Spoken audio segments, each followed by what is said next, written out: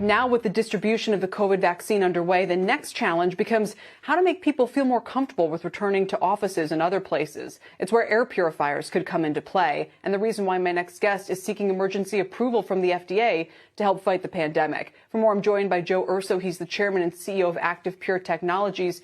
Joe, welcome. And what do you need FDA approval for specifically? Thanks, Kelly. Well, FDA approval is very important because that clearance gives the assurances to people that you're bringing medical-grade protection to everyday places like businesses and schools and homes.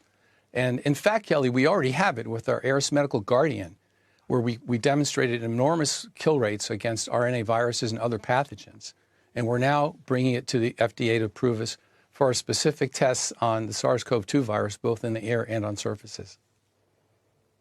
I'm reading your client list already is impressive. If it includes the Cleveland Clinic, MLB, universities, Mississippi State, state capitol buildings. So it would seem like word's getting around regardless, right? Well, it is slowly, but I'd say we're just scratching the surface on it. And there's a lot more work to do to try to help people get back to life as we know it.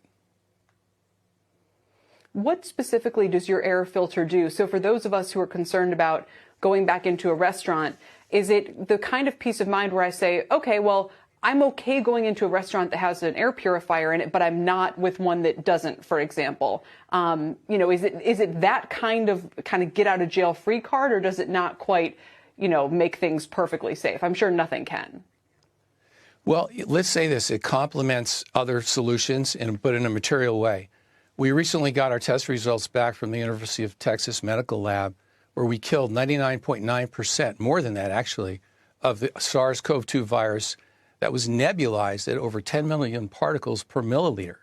We killed them in just 3 minutes. And that kind of protection, that kind of real-time protection that basically attacks the virus at its source, literally as it's coming out of your mouth, creates an enormous safety net. And while nothing's perfect, God help you if someone should cough in your face or something like that, It could be problematic, but it would make a material difference in giving peace of mind to help businesses reopen.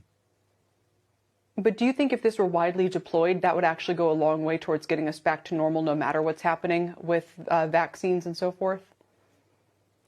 Well, I do. I really do. And I think what we're seeing, Kelly, right now, and working with government agencies and other major businesses, is that this type of solution has become almost an expected level of protection for patrons and their employees. So I do believe that this technology will, in fact, become ubiquitous over time, as people become more aware of, as we are now, of the risks that we have from airborne pathogenic diseases.